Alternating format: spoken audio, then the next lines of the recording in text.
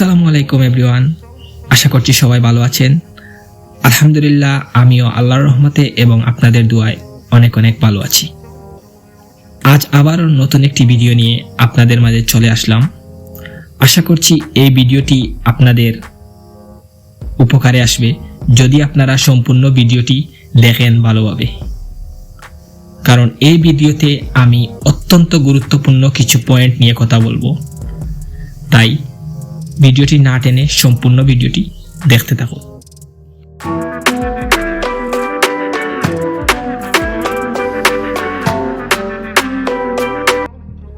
ধন্যবাদ সবাইকে।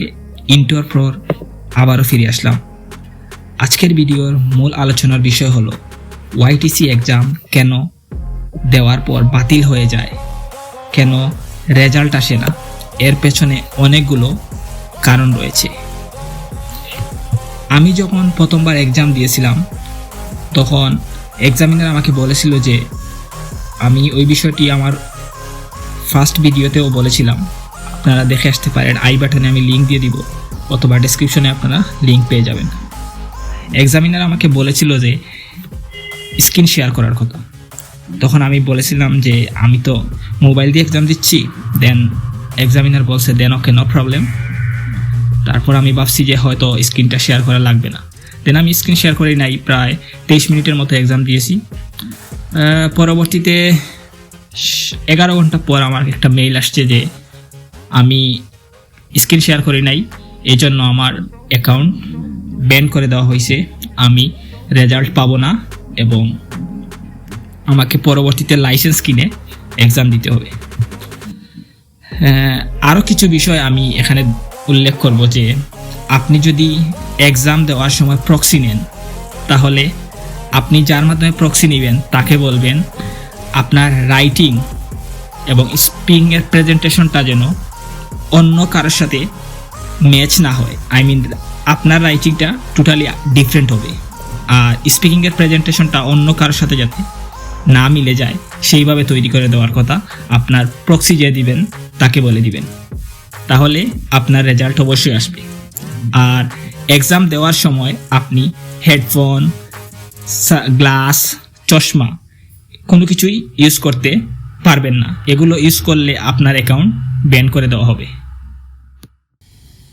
তাছাড়া যদি আপনার ফেস ক্যাম, আমি বোঝাতে চাচ্ছি আপনি যে ফোন ইউজ করবেন অথবা ল্যাপটপের যে ফেস ক্যাম থাকবে স্পিকিংয়ের জন্য, যদি সেটা ক্লিয়ার না হয় তাহলে এক্সামিনার আপনার এক্সাম বাতিল করে দিতে পারে। তাই সে গুরুত্বপূর্ণ রুলস অ্যান্ড রেগুলেশনগুলো মেনটেন করেই তারপর এক্সাম দিবেন, তাহলে আপনারা হতাশ হতে হবে না। কারণ অনেক দিন প্রিপারেশন নিয়ে একটা এক্সাম দেওয়ার পর যদি কাঙ্ক্ষিত স্কোর না আসে তাহলে এটা সত্যিই সবার জন্য হতাশাজনক হয়ে যায়, যেটা আমার ক্ষেত্রে আমি ফেস করেছি। তাই আমি চাই না আমার মতো অন্য কেউ এই সমস্যায় পড়ুক। তাছাড়া ইদানিং অনেকেরই রেজাল্ট আসতেছে না, প্লাস অ্যাকাউন্ট ব্যান করে দিচ্ছে। যে গতকাল একজন ভাইয়ের সেম হয়েছে, ওনার সাথে ওনার রাইটিং এর সময় উনি হেডফোন ইউজ করেছিলেন, তাই এক্সামিনার ওনার মেইলে মেনশন করে দিয়েছে হেডফোন ইউজ করার কারণে ওরা সন্দেহ করেছে যে এক্সামটা হয়তো উনি দেন নাই, অন্য কেউ দিয়ে দিছে। তাই আপনারা সতর্কতা অবলম্বন করবেন এবং সঠিক নিয়ম মেনে OIETC এক্সাম দিবেন। আশা করছি আপনাদের কাঙ্ক্ষিত স্কোর অবশ্যই আসবে। ভালো থাকেন সবাই, আল্লাহ হাফেজ, আসসালামু আলাইকুম। আর অবশ্যই ভিডিওটিতে লাইক এবং শেয়ার দিতে ভুলবেন না। আর আপনারা পরবর্তীতে কী ধরনের ভিডিও চান কমেন্ট বক্সে অবশ্যই জানাবেন, কারণ আপনাদের কমেন্টের মাধ্যমে আমি উৎসাহিত হব ইনশাআল্লাহ। পরবর্তীতে কী ধরনের ভিডিও চান আমার কাছ থেকে আপনারা যদি কমেন্টের মাধ্যমে সেটা আমাকে জানান, তাহলে আমি সেই ধরনের ভিডিও তৈরি করার চেষ্টা করব। আমার কিছু ইচ্ছে আছে যে আমি প্রিকাস ইন্টারভিউর কিছু প্রশ্ন নিয়ে, গুরুত্বপূর্ণ কিছু প্রশ্ন নিয়ে একটি ভিডিও তৈরি করব। তাছাড়া ব্যাংক স্টেটমেন্ট কিভাবে তৈরি করতে হয়, কিভাবে টিউশন ফি পে করতে হয় বাংলাদেশ থেকে ইংল্যান্ডে, সেটা নিয়েও ভিডিও তৈরি করব।